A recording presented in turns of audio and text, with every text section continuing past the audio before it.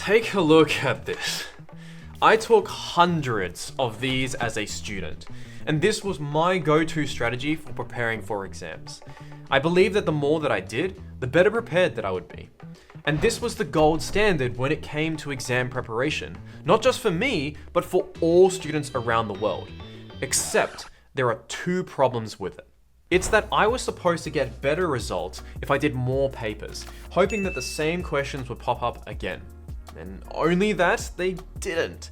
In fact, doing more often turned out to be more detrimental to my results because I was doing all of these easy questions that I already knew the answer for. Which leads me to problem number 2, and that is that the entire premise of practice papers is the idea that it's meant to expose blind spots or gaps in your knowledge.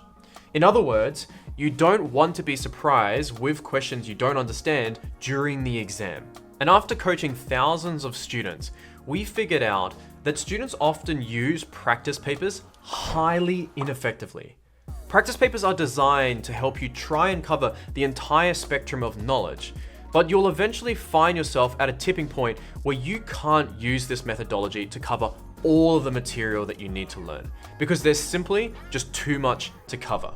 Even from my experience in med school, I found myself in a situation where I needed to learn 6 weeks worth of material in 6 hours, which is impossible to do if you were to just use practice papers to ensure that you're ready. If this were you, how many practice papers do you think you can do? Would you feel confident that you could cover the full breadth of the material in just that time? And that leads me to the point that I always share with my students. Quality over quantity when it comes to learning. That is to say that learning properly and effectively the first time is much better than simply relying on the sheer volume of practice papers or repetition that you can go through. And going back to the fact that I had to cover so much in a short period of time, I actually relied on no practice questions and still managed to get 80% in my med school exam using this 3-step process that I'm about to share with you. You ready? Let's jump straight into it. The 3-step model that I recommend to students is to seek, reflect, and then explore. Step number 1 is to seek. You must seek gaps in your knowledge and prioritize doing challenging practice questions. Don't avoid doing these challenging questions. In fact, if you're doing a practice paper and you get many questions correct on your first attempt, I'd question if you're doing questions that are too easy. And let me be clear here, easy questions add little value to you. Most students fall into the trap of doing easy questions. This is because easy questions feel comfortable to do. It feels good to get questions correct. But does being correct serve the purpose of doing practice papers? Think about it. Why do you do practice papers? To be more prepared for exams, right? Now just wait a second. Does that then mean now that you're unprepared? What does being unprepared even mean? See, being unprepared means you have many knowledge gaps. And you can't plug the knowledge gaps if you can't even see them. So by seeking out challenging questions, you shine a huge spotlight on your knowledge gaps. It helps you to finally see these knowledge blind spots in 4K. Let me give you an example. Let's say you have an upcoming fencing match against the current Olympic champion. You think to yourself, hey, I'm so ready for this. I've got an 100% win rate at my local club.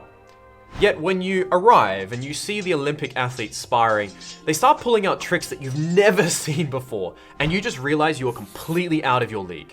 Despite you having an 100% win rate, it's only against athletes at the local level. So in your training, in your local club, is that really going to set you up for success or failure?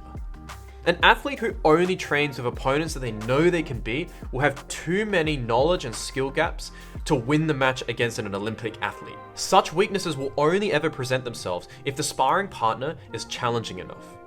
When you train at this elementary level, this is just going to give you a false sense of confidence and competence. Sparring those easy opponents you know you can already beat, this sets you up for failure when you need to face a more challenging opponent. Similarly, if you only attempt easy questions during revision, questions you already know that you can answer correctly, then you will be blind to your knowledge gaps. And these knowledge gaps will only surface if challenging questions draw attention to them. Just like sparring against a challenging opponent, this is exactly the same. It reveals weaknesses in your game that you didn't even know existed. And that is why it is so important to seek out your knowledge gaps by attempting these challenging questions, even if it's scary. Actively seeking out knowledge gaps will result in you having fewer or even no knowledge gaps during the exam. And that's awesome. So if you're seeking out your knowledge gaps by taking on these challenging questions, you're on the right track. But what happens when you make a mistake? When doing some of these difficult questions? It's surely going to happen. So this brings me to step number 2, reflect. You need to reflect on your mistakes. Properly reflecting on one mistake can help you avoid up to 100 similar mistakes in the future. In other words, reflecting can exponentially increase your learning efficiency.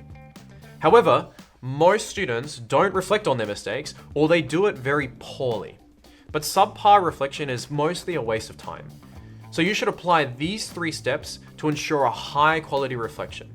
You want to consider the what, the why, and the how. Start with the what and identify specifically what the mistake is. And let's walk through an example of what that may look like. Say you encounter a question like this in your exam.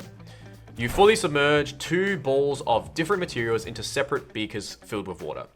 Ball A is a rubber ball of 100 centimeters cubed and 800 grams, and ball B is a metal ball of 50 centimeters cubed and 800 grams. Which ball will displace more water and why? 2 marks. Let's say you answer that confidently, it's metal ball B, and your intuition tells you that metal displaces more water, and you really feel this is the answer.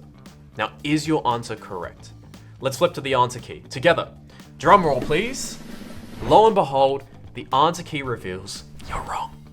Ball A displaces more water as it has a larger volume, regardless of the material. So what's the mistake here?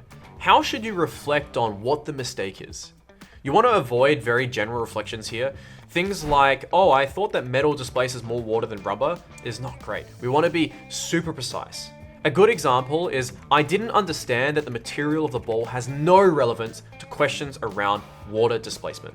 I thought that metallic objects would displace more water than non-metallic objects, when I should have focused on the volume, which is related to Archimedes' principle. This level of specificity will clarify to you where your weakness lies. Clarity in identifying what the mistake is super important for uncovering the reason behind the mistake. If you've wrongly identified the mistake, all the following steps afterwards will be wasted. But if you accurately identify what the mistake is, it helps you think about why you made the mistake, which is the next step. Why did you make the mistake? Again, be very specific about your thought process when making the mistake. You want to uncover the actual reason behind the mistake. Don't mask it by saying, oh, it was just a careless mistake because I was tired. Really pause and think about why here. And make sure it doesn't make sense. For example, a surgeon is still going to be able to operate when tired and overworked. They don't suddenly lose their ability to do what they've extensively trained for years and years. So by saying that you didn't read carefully or you were just tired, these are just excuses that often just hide a deeper knowledge gap that exists. So going back to the metal versus rubber ball question, instead of saying in your reflection, I didn't understand what the question was asking, which is again very general, very low value, it doesn't really help us. You want to move towards a why reflection step that looks something more like this. My initial reasoning was based on the material of the balls. I believe that the material of the object was relevant to displacement, and that a metal ball would push out more water than a rubber ball from a full beaker. But looking deeper into why I thought this, I realized I'd mixed up the concepts of material and volume. Once you've identified the real problem using the why method, you now have a clear target for fixing, and you'll be far better placed to fix this problem in the last how step, how to figure out the correct approach for next time. You want to state the actionable step to correct your mistake. An example of a strong how reflection would be, I will learn about Archimedes' principle and how it relates to volume, and why material is not relevant to water displacement problems. This is far better than something like, I will just remember for next time. Being clear on how to rectify your mistake for this one displacement question helps you avoid almost all future mistakes with similar questions regarding to displacement and volume. And it could just be different permutations of variations of this same very question. A future question might test you on a scenario about filling up a beaker full of sand with water versus oil, and you know that oil is lighter than water. And it might ask you if the beaker could hold more oil or water. If you properly applied the what, why, and how reflection steps, you'd first be clear that your previous error was because you mixed up the concepts of material and volume due to a lack of understanding. Second, you'd also be clear and confident now that displacement relates to volume. So this new oil versus water question will be much less likely to stump you because it tests the same idea of displacement. This detailed reflection process is how you'd be able to use one question to avoid 100 future mistakes. But how do you effectively expose yourself to many new challenging questions, especially if you're short on time? Let's move on to the final step of the big picture: explore. You want to explore different testing angles, and you now know the importance of seeking knowledge gaps by attempting challenging questions. You also know how to reflect on one question to prepare yourself for countless variations in the future. However, you first need challenging questions to do before you can do the seek and reflect steps. The thing is though, is that completing practice papers to find tough questions is very time intensive. Now, why is that? Well, it's because a lot of questions in the practice papers are designed for you to pass.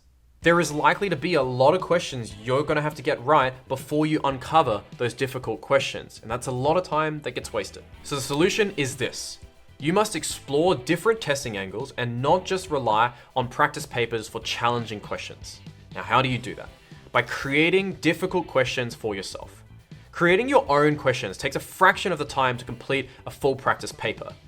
By creating your own questions, you step into your teacher's shoes and start to predict the questions that they might even ask.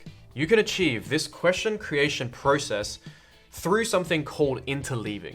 And interleaving is basically looking at a certain idea or concept in a topic from multiple angles so that you have far fewer blind spots. You can create your challenging questions by, for example, manipulating the cause and effect relationship of a topic or concept. Let's say you're studying electrical circuits in physics. Maybe you've got a power source like a 10-volt battery, and the output relies on the wire's resistance. So what happens when you vary the thickness or the material of the wire? So you can create these questions for yourself to test these blind spots preemptively without relying on practice papers. This question creation process means you're effectively tackling more challenging questions without investing so much time into doing practice paper after practice paper, which takes a lot of time. Creating your own challenging questions is super beneficial and can drastically help you reduce your reliance on practice papers. But I just want to say, don't omit practice papers entirely because they do have a time and place in testing the more finer and nuanced points that you may have not thought of. The key here is that practice papers are a final supplement to your studying process, not the basis of it. Essentially, you want to use challenging questions and interleaving methods first to find your knowledge gaps. And once you've gone through the seek, reflect, and explore process multiple times, you've plugged most of your knowledge gaps, and then you can shift your focus from fixing your knowledge gaps to improving your exam taking skills. You can take those practice papers now to simulate exam day. This now means that you're trying to improve your ability to keep focused, manage your time during the exam, and to double check your answers. And a hot tip here I have for everyone is that most people think that they need to focus on their exam taking skills, when in reality, they have a knowledge issue.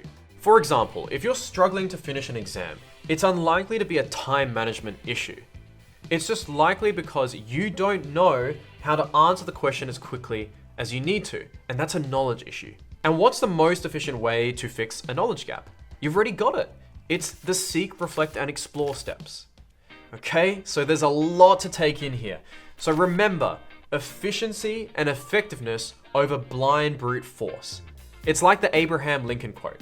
If I had 8 hours to chop down a tree, I'd spend the first 6 hours sharpening my axe. The meaning is that you should spend more time in your preparation and your approach to learning, rather than just doing practice paper after practice paper. Because by failing to prepare, you are preparing to fail.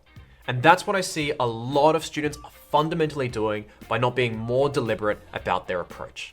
Okay, that's all I've got for this video. So if you like what I'm sharing, you can check out our other videos on the I Can Study channel, one on rote memorization, non-linear note-taking, and all that sort. And most importantly, if you like this, make sure to like, comment, and subscribe. This really helps the algorithm show that this video is being useful and helping you become a better learner. I'll see you on the next video. See you later.